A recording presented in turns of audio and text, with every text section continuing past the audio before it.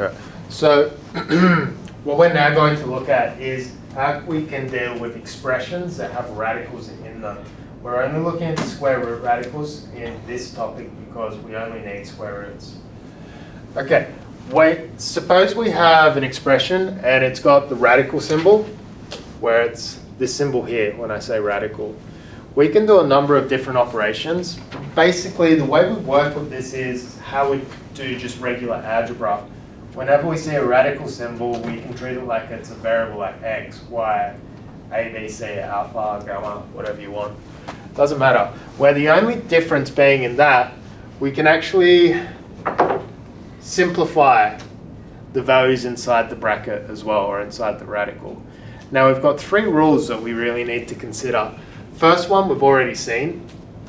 If we have products within the radical symbol, we can split them into their own radical symbols.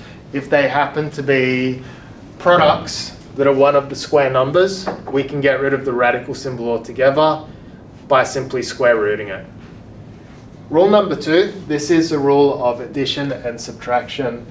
If we have two terms and they have the exact same radical, so root c, we can add the coefficients at the front together or subtract them. Just like algebra, if you have 3x and 5x, you can add them together to get 8x, or you could find the difference between the two, which would be minus 2x.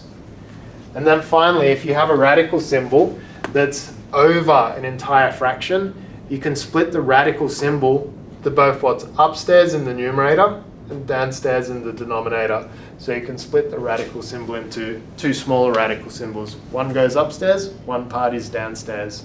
Seem okay? All right. We turn our attention to 5 examples. 3 using the rules we just looked at, and the last 2 just being convenient so we don't have to come back again. We have simplify root 14 times root 275. Any ideas what would be the most effective way to deal with this sort of problem in a test environment?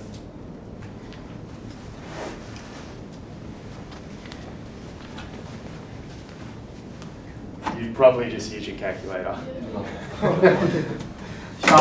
Because we're in the sandbox today, we're not going to do that. We're going to practice the rules first. Look at this. Root 14, root 275. Is there a rule to bring both of our numbers inside the bracket together, or the radical together? What will we do, little Miss Forrest? Rule 1. We will bring them together.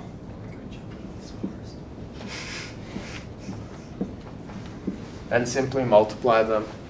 Now we can't do that unless we want to do the rack and stack. So we will use our calculators to multiply 14 and 275. What will we get? You should probably...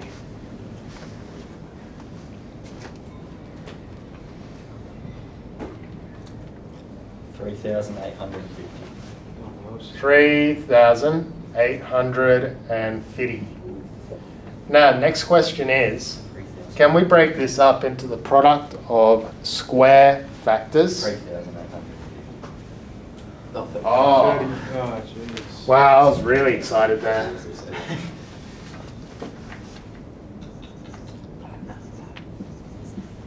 Now, can we express this as the product of square factors and whatever else is left over? What will it be?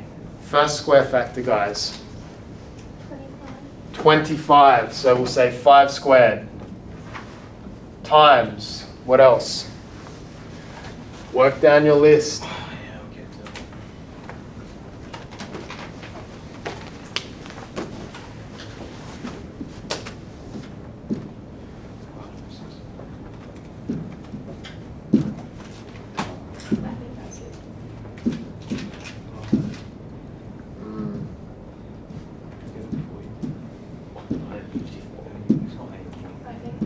That's it? Okay.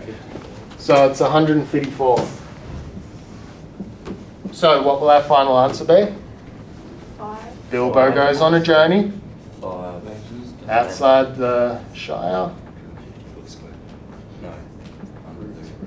5 root 154. If we wanted to verify this, we can just go to our calculator and we can type radical 14 times radical 275, and it does it for us.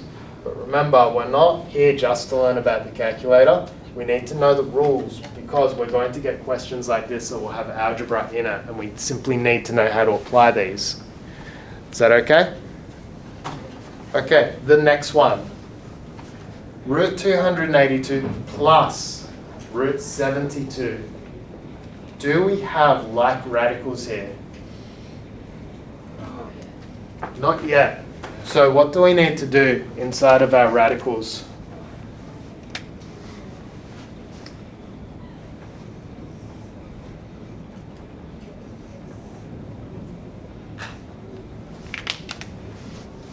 We need to find the product of the square factors.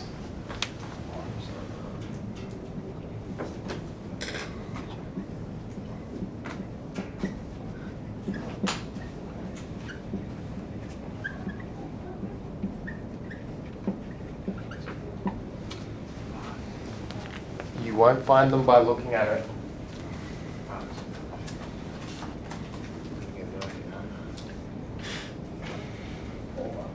Four? Yep. And what's left over?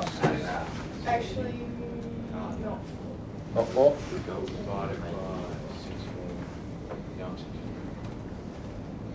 I don't think that is a Should do. Just did that. Yeah, because I would have known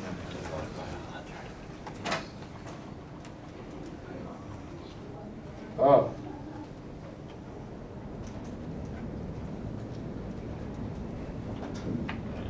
No. Sorry, I must have written it down wrong. This is the bottom of it. We got 2.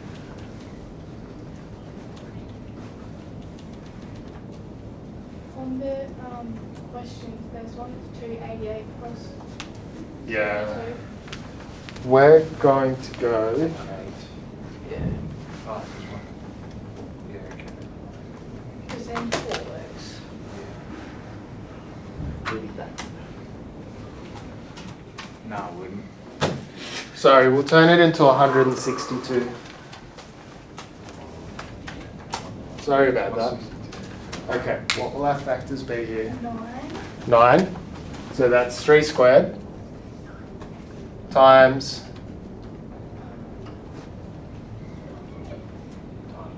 2. 2. No. 4. Alright. No, no. What was it? 18. 18. Just times 18. Yeah. 18. Is that Yeah. our square factors? Just 18. What's 18? What are the factors of 18? 9 and 2. 9 and 2. So it's 3 squared times 3 squared times 2. And this one? So, 6 squared Half of 72 is... 36. 6 squared. Okay, so we've broken it down. Now let's take out the squares. 3 times 3. Root 2 plus 6 root 2. That's 9. Root 2 plus 6 root 2. And therefore, what will our answer be? 15 root 2. Excellent. You win the praise, Zoe. Super job. All right. Now, we can simplify expressions with radicals and multiplication and expressions with radicals with addition and subtraction. What about both of them? Put them together. How might we do this? Simplify. What operation needs to go first and why? Subtraction. What operation is What it? operation? Yeah, come on, eh? Multiplication goes first. I do it in green because we shouldn't put brackets there. We should just know. Ah, yeah. So we have to do our multiplication first. Now multiplying this out, I'm going to skip a step because the first one's obvious. Root 64. 8. Square factors of 192. Product of square factors. Can it be divided by 4? Can it be? Yes. Yeah. Check. Does it have a factor of 16, in fact? I assume. Maybe. I'm not sure. 16? Yes. Yes. No. What? 18? Yeah, 16. Yes. I don't know. Yes. Yeah, John's out in his head. Yeah, I did that on my own. Does it have a factor of 16? Yeah. Yeah. So what is it? 4, 16, and 3.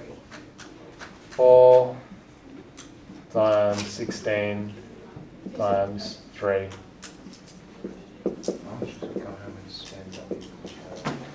So this is going to be 2 times 4, which is 8. 8 root 3 minus 8 times 8 root 3. Will we get an answer?